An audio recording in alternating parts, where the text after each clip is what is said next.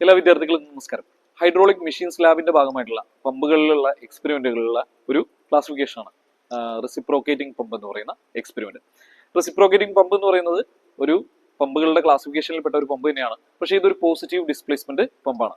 അതായത് ഒരു സ്പെസിഫിക് വോളിയത്തെ ഒരു ചേമ്പറിലേക്ക് ട്രാപ്പ് ചെയ്തതിനു ശേഷം ഫോഴ്സ്ഫുള്ളി നമ്മൾ മറ്റൊരു സ്ഥലത്തേക്ക് തന്നെ പമ്പ് ചെയ്ത് വിടുക. ഇതാണ് പോസിറ്റീവ് ഡിസ്പ്ലേസ്മെന്റ് പമ്പിൽ നടക്കുന്ന പ്രവർത്തനം എന്ന് പറയുന്നത്. അപ്പൊ ഈ എക്സ്പെരിമെന്റ് നമ്മൾ ചെയ്യുന്നതിന് മുമ്പായി അതിന്റെ ഭാഗങ്ങൾ ഏതൊക്കെയാണെന്നുള്ളത് പരിചയപ്പെടാം. അപ്പൊ ഇതാണ് നമ്മുടെ പമ്പ് വർക്ക് ചെയ്യുന്ന ഒരു ചേമ്പർ എന്ന് പറയുന്നത്. ഇതിന്റെ ഉള്ളിലാണ് ഒരു ചേമ്പർ ഉള്ളത്.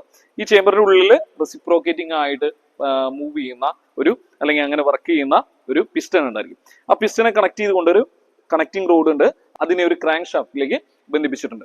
ഈ ക്രാങ്ക് ഷാഫ്റ്റിനെ പ്രവർത്തിപ്പിക്കുന്നത് നമ്മളൊരു മോട്ടറിന്റെ സഹായത്തോട് കൂടിയിട്ടാണ്. അപ്പൊ മോട്ടറിലേക്ക് ഒരു ബെൽറ്റ് ഡ്രൈവ് കൊടുത്തുകൊണ്ട് നമ്മൾ ഈ ഒരു പമ്പിനെ പ്രവർത്തിപ്പിക്കുന്നുണ്ട്. അപ്പൊ ഒരു പമ്പിന്റെ പ്രൈം മൂവർ എന്ന് പറയുന്നത് ഒരു മോട്ടർ തന്നെയാണ്. ഓക്കെ, 80% എഫിഷ്യൻസി തരുന്ന ഒരു മോട്ടറാണ് നമ്മൾ ഇതിനായിട്ട് ഉപയോഗിച്ചിരിക്കുന്നത്. ഇനി നോക്കുകയാണെന്ന് വെച്ചാൽ പമ്പിൽ നോക്കുകയാണെന്നുണ്ടെങ്കിൽ പമ്പിന്റെ ചേമ്പറിന്റെ തൊട്ട് മുകളിലായിട്ട് ഒരു എയർ വെസൽ പ്ലേസ് ചെയ്തിരിക്കുന്നതാണ്. ഈ എയർ വെസൽ പ്രൊവൈഡ് ചെയ്തിരിക്കുന്നത് എന്തിനാണെന്ന് വെച്ചാൽ ഇതിന്റെ വാട്ടർ ഫ്ലോ കൃത്യമായിട്ട് നടക്കാൻ വേണ്ടിയിട്ടാണ് ഒരു എയർ വെസൽ പ്രൊവൈഡ് ചെയ്തിട്ടുള്ളത്. ഈ ചേമ്പറിൽ നിന്ന് റിസർവോയറിലേക്കുള്ള ഒരു സക്ഷൻ ലൈനും ആ സക്ഷൻ ലൈനിൽ എത്ര പ്രഷർ അനുഭവപ്പെടുന്നുണ്ട് എന്നുള്ളതിനുള്ള ഒരു വാക്യൂം ഗേജും പ്രൊവൈഡ് ചെയ്തിട്ടുണ്ട്. അതേപോലെ തന്നെ ചേമ്പറിൽ നിന്നും കളക്റ്റിംഗ് ടാങ്കിലേക്കുള്ള ഒരു ഡിസ്ചാർജ് ലൈൻ ഇവിടെ കാണാം. ഓക്കെ, ഡിസ്ചാർജ് ലൈനിലായിട്ട് നമ്മൾ എന്ത് ചെയ്തിട്ടുണ്ട്, ഒരു പ്രഷർ ഗേജ് പ്ലേസ് ചെയ്തിട്ടുണ്ട്. അപ്പൊ നമ്മൾ നോക്കേണ്ടത് ഇതിന്റെ യൂണിറ്റ് കൃത്യമായിട്ട് നോക്കണം. ആ യൂണിറ്റ് നോക്കുന്ന സമയത്ത് pressure gauge kilogram per centimetre സ്ക്വയറിലാണ് നമ്മൾ റീഡ് ചെയ്യുന്നത്.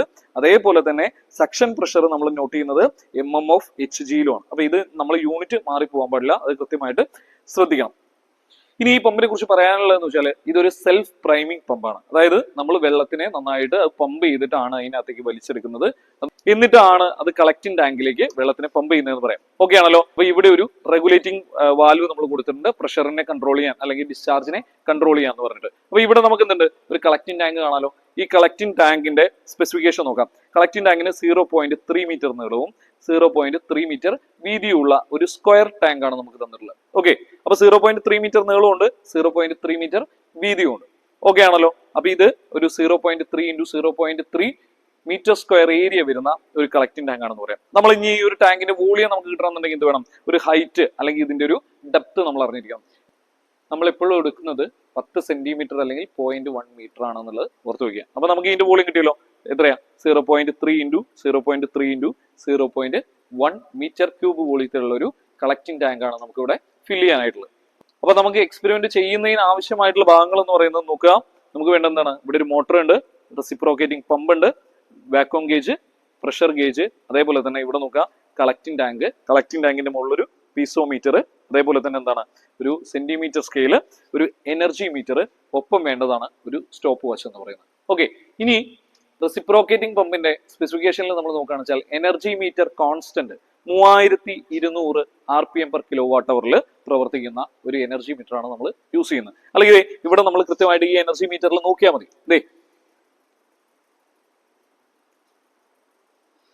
ഇവിടെ നമുക്ക് കാണാം 3200 ഇമ്പൾസ് പെർ kWh പ്രവർത്തിക്കുന്ന ഒരു എനർജി മീറ്റർ ആണ്. അതിന്റെ അർത്ഥം എന്ന് പറയുന്നത് 3200 ഇമ്പൾസസ് ആവുമ്പോഴാണ് നമുക്ക് ഒരു യൂണിറ്റ് വൈദ്യുതി കൺസ്യൂം ചെയ്തു പോകുന്നതാണ്. അപ്പൊ നമുക്ക് ഈ ഒരു പമ്പിന് പ്രവർത്തിപ്പിക്കാൻ ആവശ്യമായിട്ടുള്ള ആ ഒരു ഘടകം എന്ന് പറയുന്നത് എത്രത്തോളം എനർജി കൺസ്യൂം ചെയ്തു എന്നുള്ളത് തന്നെയാണ്.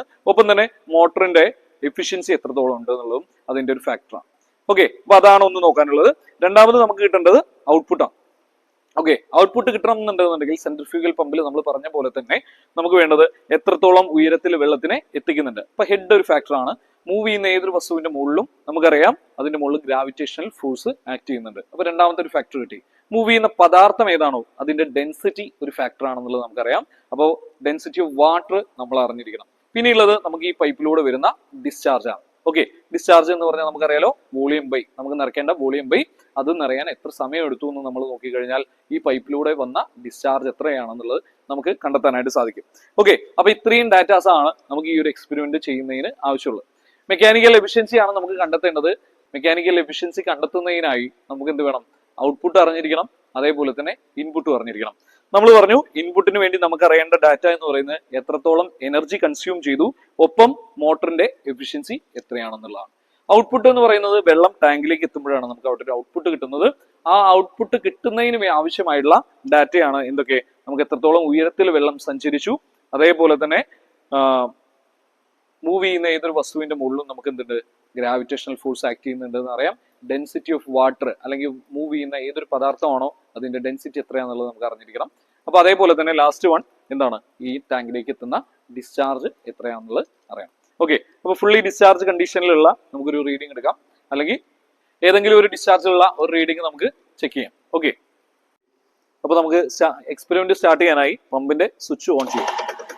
ഓക്കെ, പമ്പ് നന്നായിട്ട് പമ്പ് ചെയ്യുന്നുണ്ട്. നന്നായിട്ട് സെൽഫ് പ്രൈം ചെയ്തതിന് ശേഷമാണ് നമുക്ക് കളക്റ്റിംഗ് ടാങ്കിലേക്ക് വെള്ളം എത്തുന്നത്. ഓക്കെ, അപ്പൊ ഏതെങ്കിലും ഒരു ഡിസ്ചാർജിലുള്ള ഒരു റീഡിംഗ് നമുക്ക് എടുത്തിട്ട് എക്സ്പെരിമെന്റ് എങ്ങനെയാണ് ചെയ്യുന്നത് എന്നുള്ളത് നോക്കാം.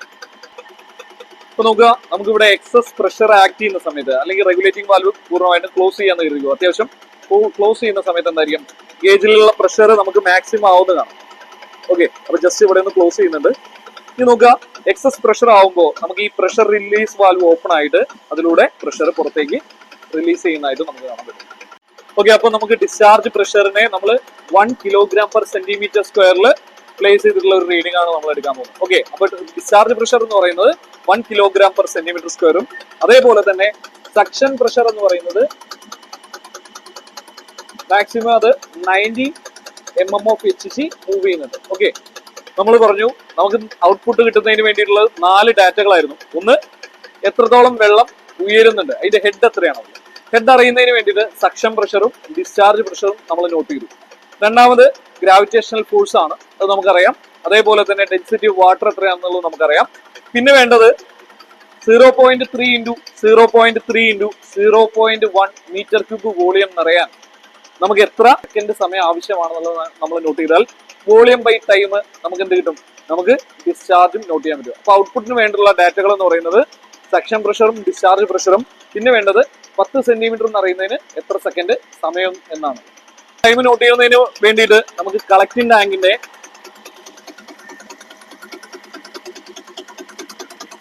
ഡിസ്ചാർജ് വാൽവിനെ ക്ലോസ് ചെയ്യണം. ഏതെങ്കിലും ഒരു 10 സെന്റിമീറ്ററിന് എത്ര സെക്കൻഡ് സമയം ആവശ്യമാണെന്നുള്ളത് നമ്മൾ നോട്ട് ചെയ്യണം.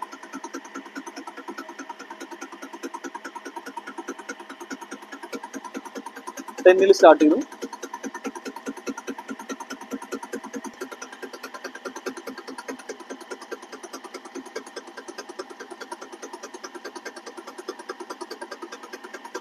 .78 സെക്കൻഡ്സ് ആണ് നമുക്ക് 10 സെന്റിമീറ്റർ വെള്ളം നിറയുന്നതിനായിട്ട് ആവശ്യമായിട്ട് വന്നത്. അതിനുശേഷം ഇതിന്റെ ഡിസ്ചാർജ് വാൽവ്, കളക്റ്റിംഗ് ടാങ്കിന്റെ ഡിസ്ചാർജ് വാൽവ് തുറന്നിടുക.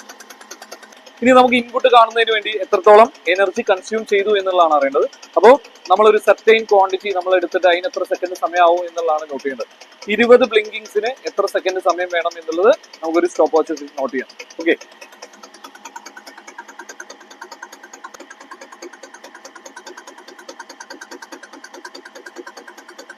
35 സെക്കൻഡാണ് നമുക്ക് അതിന് ആവശ്യമായിട്ട് വന്നിട്ടുള്ളത്. അതിനുശേഷം പമ്പ് സ്വിച്ച് ഓഫ് ചെയ്യും. Thank you.